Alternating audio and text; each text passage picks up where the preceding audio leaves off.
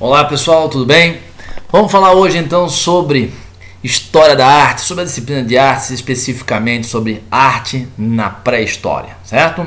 Na verdade, quando a gente fala primeiro de arte na pré-história, a gente precisa entender o contexto histórico em que essa arte está sendo produzida. A gente divide a pré-história basicamente entre paleolítico, também conhecido como Idade da Pedra Lascada, e Neolítico, ou Idade da Pedra Polida, tendo esses períodos também suas subdivisões, mas que agora não nos interessam tanto por se tratar de uma aula de arte, senão especificamente de uma aula de história. Mas vamos lá, olha só. Quando a gente fala de período paleolítico, é o período que inicia com a origem do homem, e essa data não tem uma definição clara. Há quem fale em 3 milhões de anos, alguns falam numa data um pouco anterior, um pouco posterior, mas vai até aproximadamente 10.000 a.C. No Paleolítico, o homem ainda vive basicamente da caça, da pesca e da coleta de frutos, ou seja, ele não produz seus próprios alimentos, ele retira seus alimentos prontos da natureza, caçando, pescando e coletando frutos. E ele se desloca com alguma frequência, sempre em busca de melhores condições, principalmente para poder caçar. Então ele não tem habitação fixa, é nômade, se organiza inicialmente em acampamentos provisórios. Nós vamos ter também uma forma de organização social bastante instável na maior parte do Paleolítico, que seriam chamados bandos temporários de caça. Mas, lá para o final do Paleolítico, quando acontece a última glaciação da Terra, a temperatura do planeta esfriou muito a partir de 90.000 a.C., alguns consideram que essa data seria um pouco antes, outros colocam essa data um pouco depois, mas a última glaciação teria iniciado mais ou menos por volta de 90.000 anos antes de Cristo e terminado por volta de 10.000 a.C. Esse período final é chamado de Paleolítico Superior. É nessa época que o homem vai morar em cavernas. Quando ele passa a procurar cavernas para se abrigar do frio da glaciação, ele passa a viver em grupos mais estáveis, os chamados clãs. Então olha só, qual é a diferença de um bando temporário de caça e de um clã? Bando temporário de caça, eles se organizam para caçar durante 2, 3, 4 meses, depois eles vão se deslocar para outro lugar. Nessa ideia de se deslocar para um outro lugar em busca de melhores condições de caça, o grupo se desfaz. Temos mulheres grávidas aí, algumas não vão se deslocar, alguns homens permanecem com essas mulheres, outros não. É possível que alguns venham buscar melhores condições de caça numa direção, outros vão para outra direção. O certo é que o grupo se desfaz, temos aí um grupo relativamente instável, certo? Mas com o frio glacial, não vamos ter cavernas facilmente encontradas em qualquer lugar. Isso faz com que os agrupamentos humanos sejam mais estáveis e maiores. Surge, por exemplo, a noção de família. E quando a gente tem um grande agrupamento familiar, pessoas que têm laços de sangue, chamamos isso de um clã. E nós temos já a formação de clãs, então, no Paleolítico Superior, quando o homem vai morar em cavernas. Isso faz o homem desenvolver melhor a linguagem falada. A organização do trabalho passa a ter uma pequena divisão. Isso traz uma forma de organização social mais complexa e dá mais tempo ao homem. É nesse momento que há uma grande explosão criativa. É no Paleolítico Superior que temos a origem da arte. É aqui que nós conseguimos pelo menos testemunhar, comprovar através de fontes históricas o surgimento da arte. Nessa época, o homem, vivendo da caça principalmente, produzia artefatos, ferramentas como lanças, machados, raspadeiras, feitas com pontas de pedra lascadas, lanças, que eram as principais armas de caça. Mas é claro que se usava como cabo de lança, galhos de árvores. Para amarrar a pedra no cabo de madeira, era preciso ter tripas de animais, couros de animais, então se usava esses materiais. E nesse contexto do Paleolítico, principalmente do Paleolítico Superior, nós temos qual tipo de arte produzida? Olha só, a pintura rupestre, como o exemplo desse bisão encontrado na caverna de Altamira, na Espanha, significa o quê? Primeiro, olha só, analisando essa obra de arte, as pinturas, elas eram feitas nas cavernas usando vários tipos de materiais. Material que estivesse ao alcance naquela região onde eles estavam, Poderia ser, por exemplo, pedras calcárias, carvão mineral. É preciso até que usassem a rocha, o cascalho de ferro, sem saber que aquilo era metal. Também utilizavam vegetais macerados, sangue de animais, até mesmo fezes animais e possivelmente fezes humanas, como também sangue humano. Há inclusive a suspeita do uso do sangue menstrual, certo? Embora isso não tenha lá uma comprovação tão, digamos, significativa. Então, nessa produção artística, a gente encontra as principais pinturas feitas em cavernas nas partes mais interioranas das cavernas. Imagina uma caverna com 200, 300 metros de profundidade. Ela tem subidas, descidas, tem curvas. Então, aquela luminosidade que preenche a parte inicial da caverna, a entrada da caverna, é bem possível que ela não chegue até o final da caverna. E é possível, na verdade, que tenhamos no final da caverna um breu completo, uma grande escuridão. Nessa época, o homem só podia pintar essas figuras como os animais ou cenas de caça com o uso de uma tocha ou de uma fogueira. Nós observamos o seguinte, olha só, nessa pintura do bisão, tá, a parte mais volumosa do corpo do animal está também representada numa parte da rocha mais saliente, mais proeminente. Nós temos também, além do volume obtido não só com luz e sombra, mas também com aproveitamento do próprio volume que a superfície rochosa possibilita, temos também aqui a textura da rocha sendo utilizada para dar um aspecto mais naturalista também ao pelo do animal, certo? Agora, nós temos aqui também o uso de uma tocha ou de uma fogueira. A luminosidade de uma tocha, de uma fogueira, não é algo permanente, né? Nós temos ali o crepitar do fogo, que acaba projetando um movimento de luz e sombra sobre a rocha, criando uma sensação de movimento. Ou seja, é um grande naturalismo, é um realismo muito grande para as condições técnicas da época. E aí, aquele bisão pintado em tamanho natural, cuja textura lembra o pelo do animal, o volume parece ser natural, certo? As possíveis irregularidades da pintura não são muito aparentes, até porque nós temos ali uma luminosidade não muito farta, e isso tudo faz com que o homem do Paleolítico acreditasse que essa imagem fosse uma imagem real. E aí ele pode fazer o quê? Simular uma situação de caça. Então, essas pinturas eram feitas para também se promover ali rituais mágicos de preparação para a caça.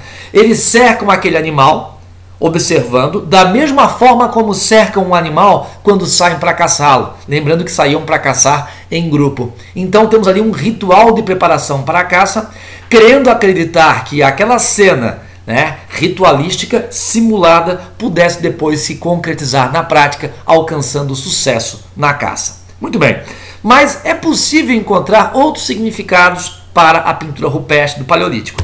Nós temos, além das imagens de animais realistas, naturalistas, como o bisão de Altamira que acabamos de ver, imagens como essa aqui, uma cena de caça, como a cena de caça a cervos em Valtor, na Espanha, por volta de 35 milhões de Cristo, onde aparecem agora figuras não exatamente naturalistas, mas figuras antropomórficas, homem, mórfica, forma humana, mas de um caráter mais estilizado, parece aqui um boneco palito, Então, nós temos aí uma coisa bem interessante que é o seguinte, uma cena de caça, certo? Tá, mas por que se fazia isso? Olha só, nós temos na verdade uma representação do cotidiano desses grupos, desses bandos de caçadores. Com qual objetivo? Justamente o objetivo de compartilhar o cotidiano. Quanta gente faz isso hoje em dia, Vamos imaginar as pessoas usando as suas redes sociais, tirando, por exemplo, uma foto ou fazendo um pequeno vídeo de alguma coisa que essa pessoa faça no seu dia a dia, no seu cotidiano. O cara vai para a academia e filma lá 5 segundos, 10 segundos ou um pouco mais de uma sessão de exercício, de treinamento. Muito bem. Ele está compartilhando o seu cotidiano. Os outros que vão ver essa imagem vão lá e curtem essa imagem. Então, o compartilhamento do cotidiano que fazemos hoje, certo?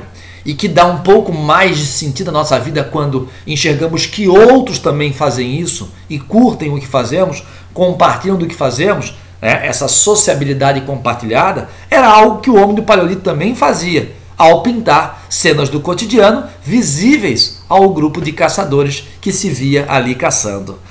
A filósofa alemã Hannah Arendt, talvez a grande filósofa, uma das grandes pensadoras do mundo no século XX, ela vai, ao tratar da condição humana, trazer a importância justamente disso, do compartilhamento das nossas vidas e como isso, né, é essencial para a sociabilidade, para a existência humana. Temos aqui uma frase dela, onde ela diz o seguinte, na sua obra A Condição Humana: a presença de outros que veem o que vemos e ouvem o que ouvimos garante a realidade do mundo e de nós mesmos. Pois então, compartilhar o cotidiano para o homem do Paleolítico era algo essencial para consolidar justamente a identidade daquele grupo. Até porque o homem caçava em grupo. A coesão do grupo, a harmonia desse grupo e a identidade, e aí é muito importante, era algo essencial para que a caça tivesse sucesso. E é importante caçar e ter sucesso na caça por dois motivos. Não é só a alimentação essencial para a sobrevivência. É preciso ter sucesso na caça até também para não ser caçado. Porque quando o caçador sai para caçar animais selvagens, é possível que ele seja a presa e não necessariamente o caçador. Sucesso na caça é evitar a morte, é continuar vivo também. E a identidade do grupo, fortalecendo a sua harmonia, é algo essencial para a sobrevivência, para a condição de vida do homem do Paleolítico. Certo? Como afirma a nossa queridíssima Hannah Arendt. Muito bem. Olha só, na arte do Paleolítico, nós temos um outro significado importante, principalmente quando a gente analisa esses negativos de mãos, né, encontrados na Patagônia, no sul da Argentina, algo que está ali já no final do Paleolítico, por volta de 3.000 a.C. O que significa isso, né? A gente tem, imagina só, o homem vai à Lua e os americanos, quando fazem isso, fixam uma bandeira americana na superfície lunar. Cabral chega ao Brasil em 22 de abril de 1500 e no quinto dia celebra-se aqui uma missa, a primeira missa no Brasil, e se fixa uma cruz. Lembrando que os portugueses eram católicos, né? E a cruz era uma forma de identificação do domínio português sobre essas terras. Então, da mesma forma, o homem do Paleolítico, nômade, e ele está migrando para várias partes do planeta. A vida humana começa na África e é no Paleolítico que o homem vai migrar da África para a Ásia, para a Europa, vai chegar no extremo Oriente Asiático, né, na época que a glaciação estava acontecendo. O Estreito de Bering, que separa a Ásia da América, a Sibéria do Alasca mais especificamente, estava congelado na última glaciação, permitindo que povos do Oriente atravessassem para a América, povoando a América. Os nossos índios, em grande parte, são descendentes de povos orientais, né? Então nessa época o homem está migrando, ele está explorando novos territórios, desbravando o mundo. Ele quer firmar o domínio seu sobre o espaço que ele ocupa. Esse é o significado principal desses negativos de mãos, certo? Mas vejam que são várias mãos. E são várias mãos dominando o espaço, que é o quê? Que é coletivo. Sim, a vida paleolítica ainda é uma vida marcada pela coletividade. Não temos aqui ainda a noção de propriedade privada, né? Nada disso. Muito bem. Agora, olha só, no Paleolítico nós temos também a escultura. E a escultura, ela vai ter como principal modalidade a temática feminina, as chamadas Vênus, como a Vênus de Lespuin, da França, e a mais famosa de todos, a Vênus de Willendorf. Que significado teria, né, essa escultura rupestre? Olha só, temos aqui, observando essas imagens, nádegas e seios volumosos, o ventre saliente. Temos inclusive, tá, a proeminência e a preocupação em representar aqui, ó, a genitália feminina. Temos aqui uma mulher que está grávida ou cujo corpo é, na verdade, cuja forma, né, do corpo é, na verdade, consequência de várias gestações.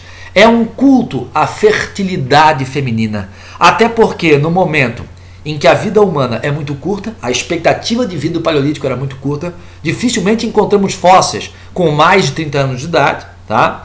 Então, quando a vida é curta, quando a vida é extremamente arriscada, até pelo estilo de vida que o caçador leva, a fertilidade feminina é o que garante, né, a perpetuação do grupo, certo? Quando morre um caçador e uma mulher está grávida, é bem possível que esse caçador seja reposto justamente pela fertilidade feminina, tão essencial, né, à existência humana e à própria sobrevivência humana. É isso, tá? Agora, quando a gente chega por volta de 10 mil anos antes de Cristo, vai ocorrer a maior revolução da história da humanidade junto com a Revolução Industrial. Eu estou falando da Revolução Agrícola. As principais teorias que abordam a Revolução Agrícola, também conhecida como Revolução Neolítica, dizem que os grandes responsáveis por essa grande revolução, na verdade não seriam os grandes, e sim as grandes, sim, seria uma revolução feita pela mulher. No Paleolítico Superior, final do Paleolítico, já temos uma divisão do trabalho onde os homens saem para caçar e as mulheres cuidam principalmente da coleta dos frutos e também das suas crianças.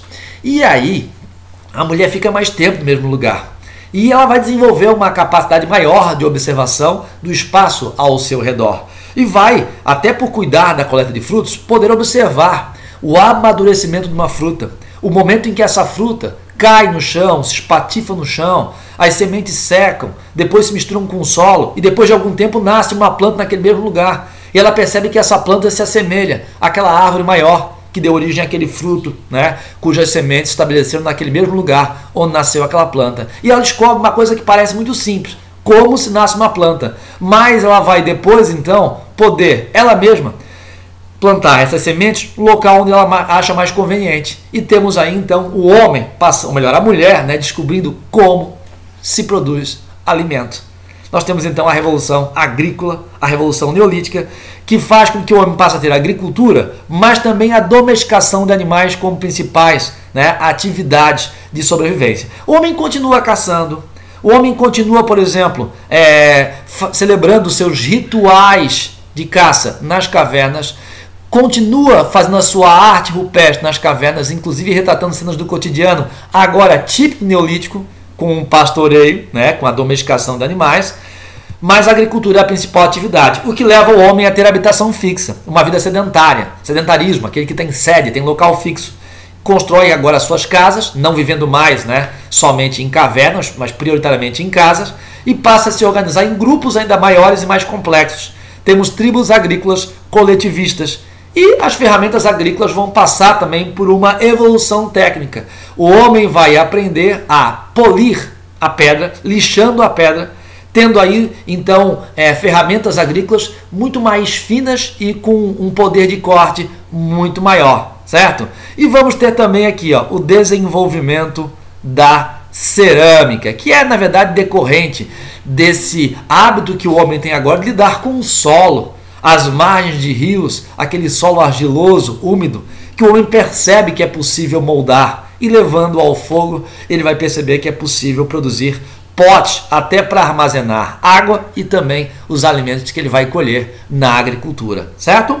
Muito bem, nesse contexto neolítico já sabemos que o homem ainda pratica pintura rupestre, mas agora com uma temática diferente, que claro, acompanha a ideia de representar o cotidiano. E como o cotidiano mudou, temos aqui uma temática nova, né? O homem praticando pastoreio. Vamos ter também pinturas onde aparece o homem praticando agricultura, certo? Muito bem. Agora, nessa época, a sedentarização humana, vivendo em grupos mais complexos, permitiu que o homem desenvolvesse também monumentos gigantescos feitos de pedra. Monumentos megalíticos. Mega, grande. Litos, quer dizer pedra, né? Quando a gente tem um monumento, na verdade, monolítico, um bloco de pedra fixado ao chão. Então ele está enterrado aqui, né, numa certa profundidade. Isso aqui é chamado de menhir, certo? Isso aqui só é feito por um povo que é sedentário. Indica um ponto de fixação. Agora, quando nós temos o alinhamento, geralmente circular, de vários menhires, temos um cromeleque, o que já supõe uma complexidade maior, certo? Isso coincide com um período de sedentarização, mas tem relação com rituais mágicos fúnebres. Nem sempre acontece, mas nós encontramos em várias situações menhires e cromeleques organizados em áreas próximas de tribos neolíticas, isso por conta dos indícios arqueológicos encontrados, né? Mas também, muitas vezes, próximos de locais onde há sepultamentos, certo? Então é bem possível que haja aqui uma relação com rituais mágicos fúnebres, mas também rituais mágicos religiosos, porque aponta-se para o céu e é possível que exista já aqui uma relação do culto a divindades, identificando-as como elementos celestes. Por exemplo, o sol, tão essencial para a agricultura, a chuva, né? Antes disso, no Paleolítico já se fazia rituais, já havia sepultamentos, inclusive, né? E é possível, por exemplo, que o raio que produz o fogo, o incêndio natural, também fosse cultuado. Então, é bem possível que fosse relacionado com rituais mágicos, não apenas fúnebres, mas também religiosos, voltados para divindades celestiais. Muito bem.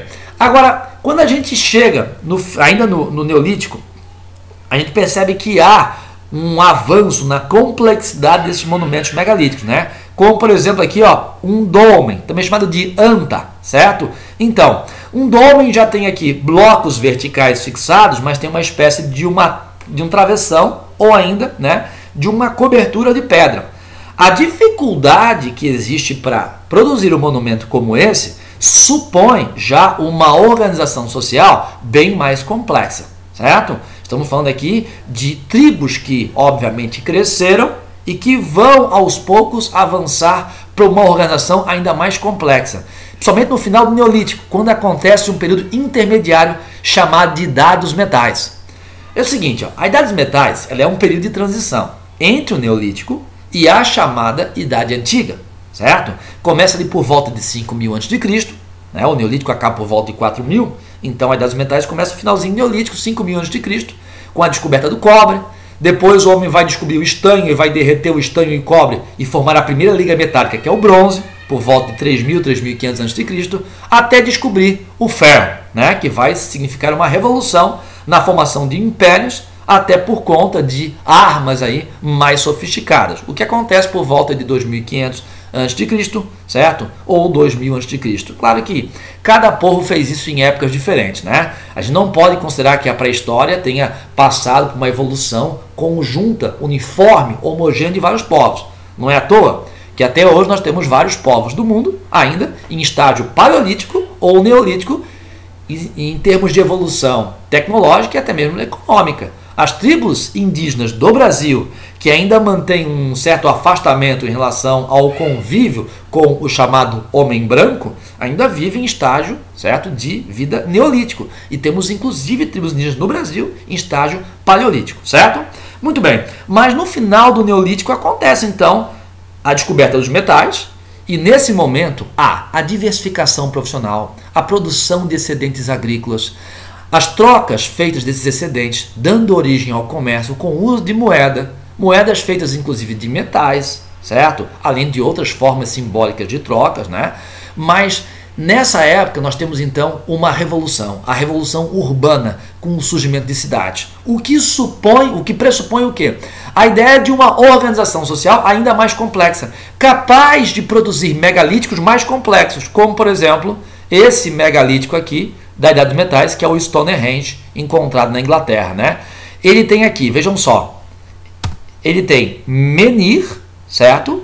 Alinhado de forma circular, o que na verdade forma um cromeleque, mais um cromeleque com menhires e dolmens, mais ou menos isso. Não existe uma nomenclatura específica para isso, tá? A gente divide na verdade em menhir, dolmen e cromeleque. Agora, aqui é na verdade uma mistura das três coisas, né? Tem menhir, tem dolmen, mas tem cromeleque misturado, é o Stonehenge. É algo mais complexo e que é típico desse período de transição, já no final do Neolítico, a chamada Idade dos Metais, certo? E é isso, pessoal, sobre arte na pré-história é o que temos de mais importante. Vocês podem então realizar como tarefa as atividades 1 e 2 da apostila na página 27. Um beijo enorme, saudade é grande, espero vê-los o mais rapidamente possível para a gente poder retomar as aulas presenciais, certo? Que são muito mais interessantes, mas a gente obviamente produz essa videoaula com muito carinho, esperando atender as expectativas de vocês, certo? Tchau, tchau, até mais.